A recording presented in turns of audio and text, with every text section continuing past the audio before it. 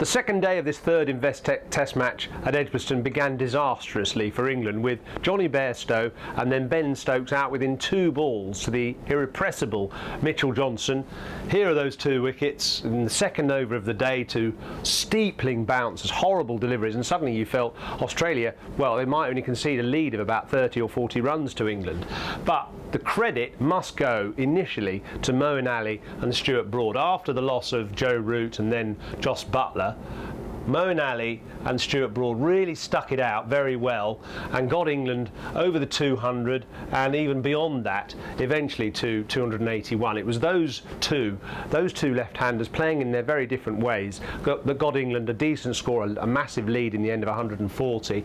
Let's have a look at where they hit the ball in particular, and it's quite interesting to see actually that Moeen played his natural game and was aggressive, hitting the ball square of the wicket on the offside with those scintillating off drives and flicking the ball to leg as well, and actually hooking Johnson for 2 fours as well. So he was really imposing himself on the Australians, whereas actually Stuart Broad for once was much more careful and much more selective and even obdurate. He's known as a guy who likes to go for his shots and gets a bit freaked out by fast bowling, but actually you can see from this not many fours and big hits, lots of little 1s and 2s, keeping the partnership going and rotating the strike and getting Moeen back on strike. That was really sensible cricket by England, getting the score up to 200 and that crucial lead of 140.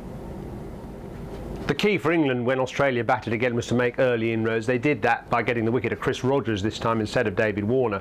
And really, the crucial period was around the tea interval, just either side of tea, where Stephen Finn came on at the pavilion end to replace Jimmy Anderson and blew a massive hole in the Australian middle order for the second time in the match. Here are the scores from the middle order. Steve Smith, 200 in the Lord's Test, gone for 8. Then Michael Clarke for 3. Finn got both those wickets in both innings. Then Voges for a duck first ball and Mitchell Marsh for 6. Nothing really from that Australian middle order, and it's been a bit of the story throughout the series, especially 4, 5 and 6.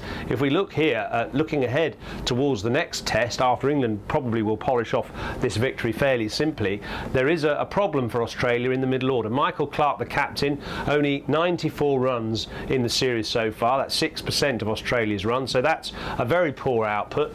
Adam Voges has been even less impressive with 4% of the runs, just 73 in the 3 tests, and Mitchell Marsh, who's come in for the last couple of tests, 3%, just 45 runs. So that is nothing really from the Australian middle order. That must be a big worry, especially the captain Michael Clarke, who is desperately short of runs, looks nervous and tentative at the crease. And meanwhile Stephen Finn, of course, as I say, blowing a hole in that innings, finishing with figures of 5 for 45, 13 overs and 3 maidens, still 3 wickets to go. He could actually get his 100th Test wicket on the 3rd day if he takes those last 3, and his rejuvenation with Jimmy Anderson nursing a side injury is perfect timing.